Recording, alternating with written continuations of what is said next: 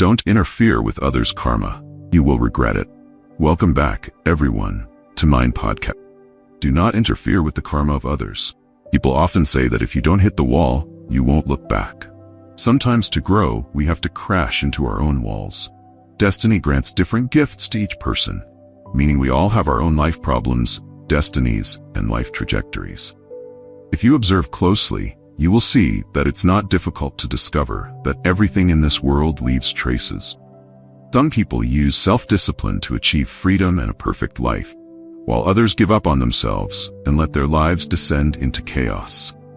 This journey through life, whether it leads to peaks or dangerous shallows, whether it's a smooth path or fraught with hardships, you have to walk it on your own. Only by overcoming challenges on your own can you avoid repeating the same mistakes next time. Saving oneself is hard enough. Living for someone else is even harder. It's best to respect others' destinies, be calm about their karma, and live your own life well. When you try to shoulder someone else's destiny, they will still follow their own path, while you get trapped in negative emotion. Everything in this world has causes and effects. The cycle of karma may seem mysterious and elusive, but every choice and turn in our lives intertwine and lead to different outcomes. Everyone is the driver of their own life, sowing seeds for themselves and reaping their own results. You constantly try to interfere with others' karma and change their lives. Not only will you fail, but you will also disrupt the karmic cycle, affecting both them and yourself. No one likes others meddling in their lives and dictating their actions. Therefore, let others go through their storms and bear the karmic consequences themselves. Karma is a law where all your actions, emotions, and thoughts will come back to you in some way. Karma affects your body, emotions, thoughts, and external relationships. It influences you unconsciously, making it impossible to avoid the karma you have to repay. Once you understand that everyone has their own karma, stop interfering in others' lives. Sometimes you might not be able to resist the urge to teach someone a lesson and demand they change, but you forget that habits are hard to change. Don't unconsciously shoulder others' destinies. In minor cases, it may cause you unhappiness. In severe cases, it can lead to trouble and push you into difficult situations. Even if it's family or friends, your well-intentioned persuasion might not mean anything to them, let alone strangers passing by. No matter how hard you try, it may be in vain. What you see as timely help may just be a fleeting breeze to others. Moreover, when you intervene in others' lives, you will spend a lot of time, effort, and even money. Sometimes you won't even receive gratitude, and might even be disregarded by the other person. In the end, others will still follow their own paths, while you get trapped in negative emotions after bearing their destiny, unable to escape for a long time. This is the consequence of deeply interfering with others' karma. More than 300 years ago, there was a young man named Zhou Wu living in a poor rural area of China. Unwilling to submit to poverty, Zhou Wu packed his bags and went to the city, taking on various jobs. As time passed, Zhou Wu turned 35. Through his diligence and honesty, he became a wealthy merchant, amassing a large fortune. He not only owned a grand house and enjoyed all kinds of delicacies, but also had many beautiful women around him. Yet at that moment, he felt lost and lonely to the core. He knew this wasn't the life meant for him. He set aside his work and went to the mountains, seeking peace in a secluded place. There, he met a reclusive Taoist master who had never accepted disciples, but, for some reason, agreed to take him in. The master taught him meditation, philosophy, and even the mysteries of the universe, humanity, and nature. Zhou Wu felt he had touched upon a profound truth, feeling peaceful and happy within. After a period of studying with the master, Zhou Wu bade farewell to his teacher, returned home, handed over all his business and assets, and found a small house in the mountains to meditate and contemplate. He discovered he had a talent for herbs, so he began studying medicinal plants. One day, his hands suddenly became hot. Frightened and unsure what to do, he returned to ask his teacher. Master told him that he had seen this ability in him long ago and advised him to harness energy from the universe to heal others without saying more.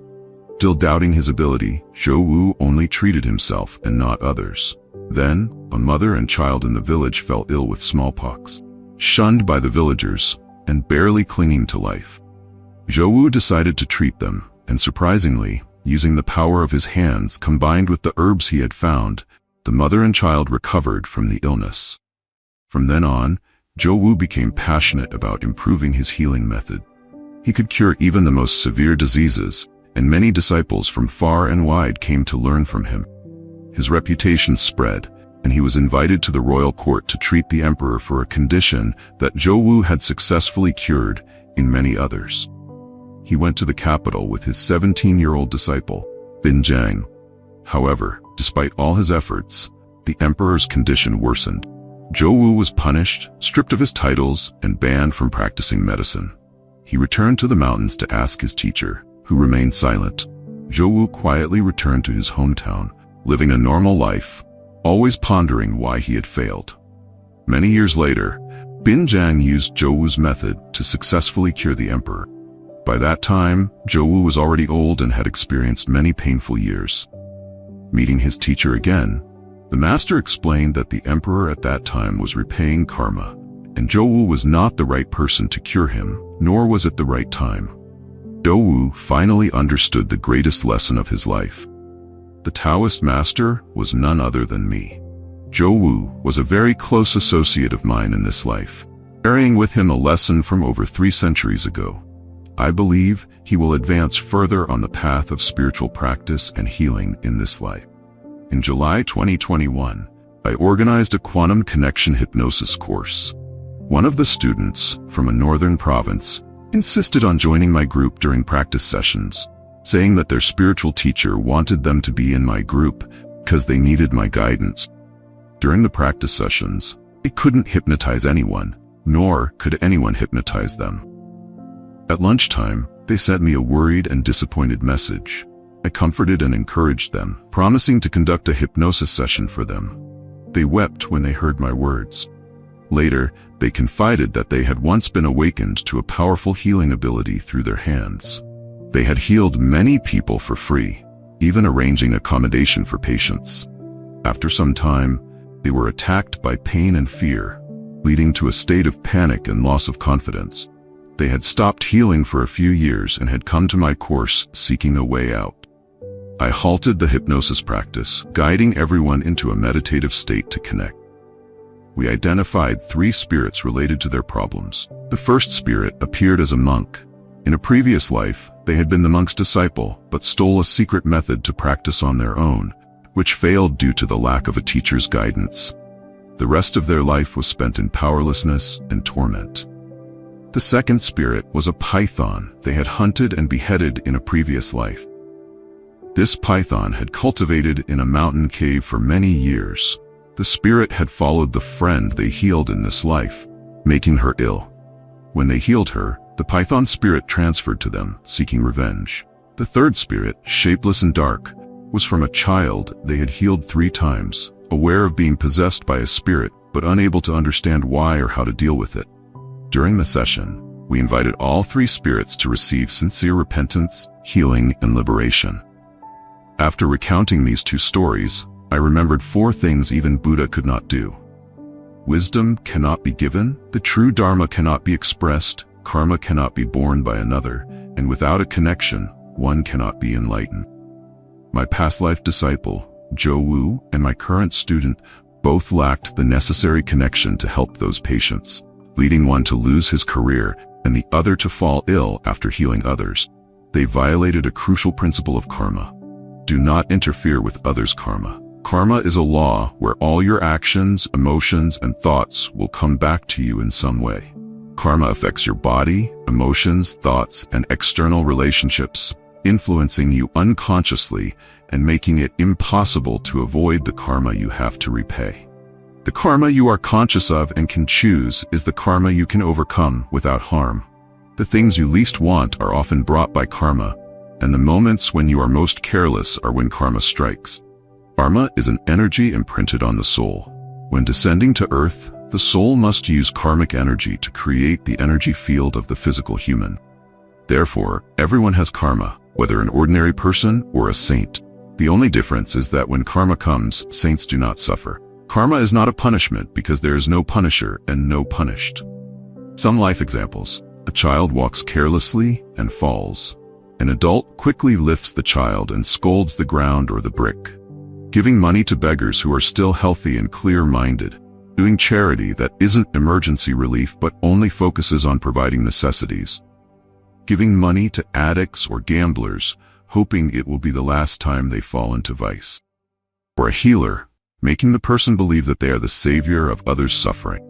Always ready to help those in need. Guiding the person to forgive others without pointing out that they too have faults, whether in this life or a previous one. Seeing the person affected by a spirit, trying every way to liberate the spirit without considering the karma between the person and the spirit. Liberating the spirit without healing it, focusing only on healing the person without understanding the root cause or what the person needs to change.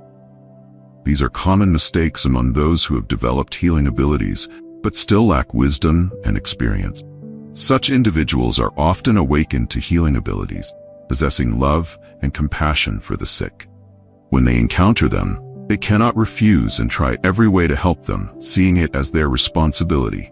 However, everything has its limits, and going too far leads to disaster. You can offer reasonable suggestions out of concern for others, but remember there is a stopping point. People say that advice is something the wise do not need, and fools do not listen to. When you realize you are drifting away from some people and can no longer connect, it is not because of the distance in time or space, but because of your thoughts. Let go of the need to always help others, and learn to respect their destinies. This does not mean becoming cold or indifferent to good and evil in the world. However, our suggestions and opinions should be respected and used at the right time. We should not impose them on others or try to change anyone's mind. In the book The Shadow Thief, there is a passage that says you cannot interfere in others' lives, even if it is for their own good. You and I are not saviors and cannot save everyone. If someone has made wrong choices, they must bear the consequences and learn to overcome them. Life is short, so it's better to improve yourself and do your work well. This is not only respecting others' destinies, but also a way to protect yourself. Why can some people intervene in others' lives? If a person has accumulated virtue, when heavy karma strikes, they will be helped by Buddhas and Bodhisattvas who will block the karma, allowing them to practice peacefully, because it is known that they will do great merit for Buddhism and sentient beings. Karma is not limited to one person but is interconnected. When a true practitioner is in trouble, Buddhas, Bodhisattvas, and heavenly beings have the responsibility to save them. Although they are responsible for saving sentient beings, they still base it on the virtue of the practitioner. If they see that the person's heart is aligned with the Dharma, then their karma is that in the future, they will do great merit for sentient beings. Even though they haven't achieved anything yet, these beings see their humble, compassionate, intelligent, and determined nature and know that this person will surely do much good for the world later. Therefore, they help by temporarily blocking the old karma, allowing the person to have a chance to practice and do good deeds. Gradually, this person will make up for the past karma. This is like borrowing money from a bank.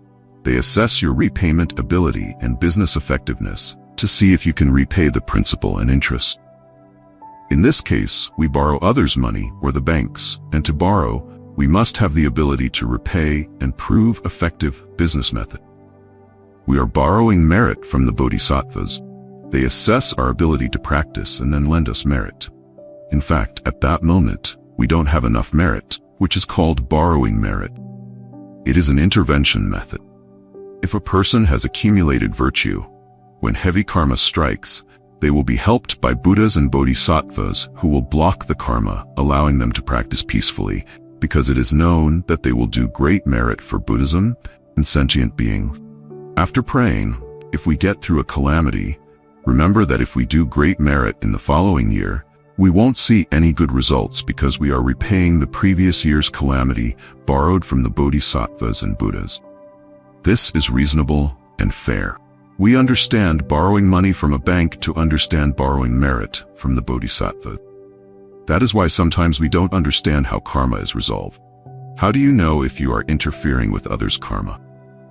During a trip to Bangalore, India, in December 2018, guided by Master Vijay, a student stood up and asked the teacher, "I know a pregnant woman whose fetus has health problems, and she's afraid it might be a stillbirth. So I placed my hands to heal her and keep the baby. Did I interfere with their karma?" The teacher replied, "On a highway from a distance, you see a fast-moving truck and a puppy running into the road. What would you do? Would you move the puppy to a safer place to prevent it from being hit? Or would you stand still and do nothing? Have you ever thought that the puppy might be trying its hardest to cross the road and you just prevented it from reincarnating into a human? In this case, you must be able to communicate with the puppy and ask if it wants to live. If it wants to live, you move it away.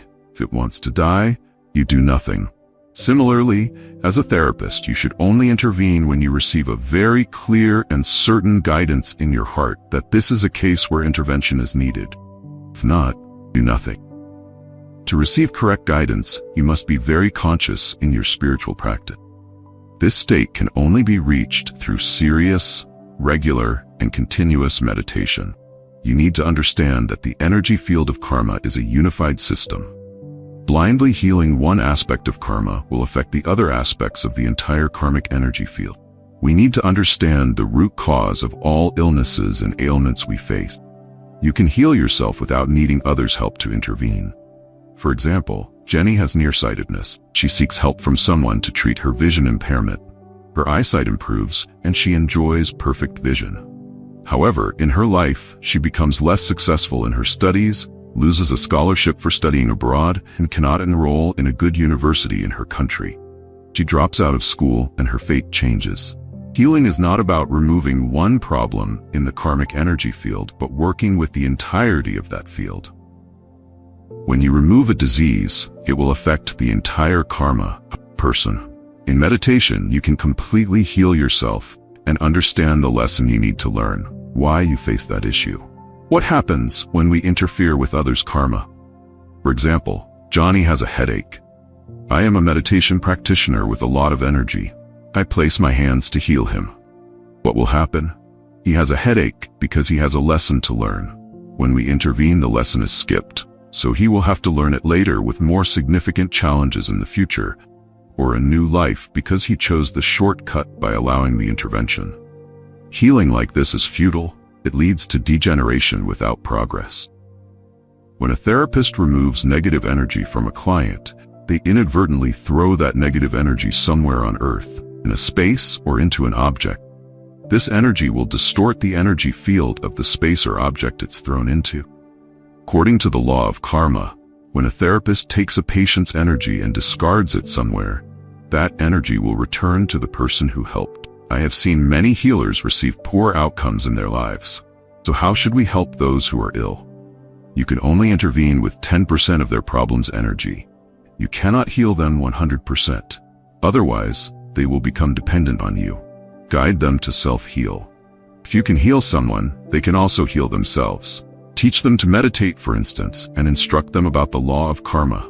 Why do they face that problem? They will realize their lesson and get through that karma. You only support that. Each of us must take responsibility for what we have done in this life and even in past lives. You can either advise them to find the root cause of the problem and the lesson they need to learn, or encourage them to meditate and heal themselves. When practicing meditation, we can transform the negative energies within ourselves rather than throwing them outside, affecting the environment and those around us. My teacher once told us a true story about his mother.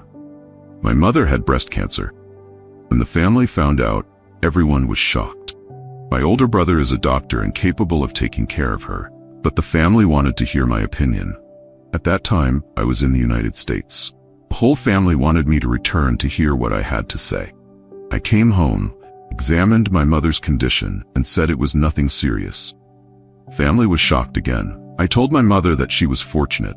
If she healed herself, she would become an enlightened person. If she had to leave her physical body, that was also okay.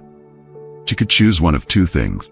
Either she would heal herself, learn her lesson, and become enlightened, or she could go to the hospital, undergo surgery, chemotherapy, and radiation therapy. live a few more years without learning any lesson, and then the disease would return in her next life. It was her choice. My father cried, my sister cried, and my mother was strong. My mother said, "Either way, I'm going to die, so I choose enlightenment by self-healing through meditation." In the following 5 months, my mother meditated for 5 to 6 hours every day.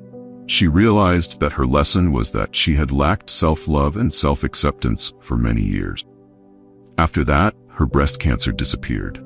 Through this experience, she had a chance to understand her lesson, and my mother went everywhere to share how she had healed her breast cancer through meditation.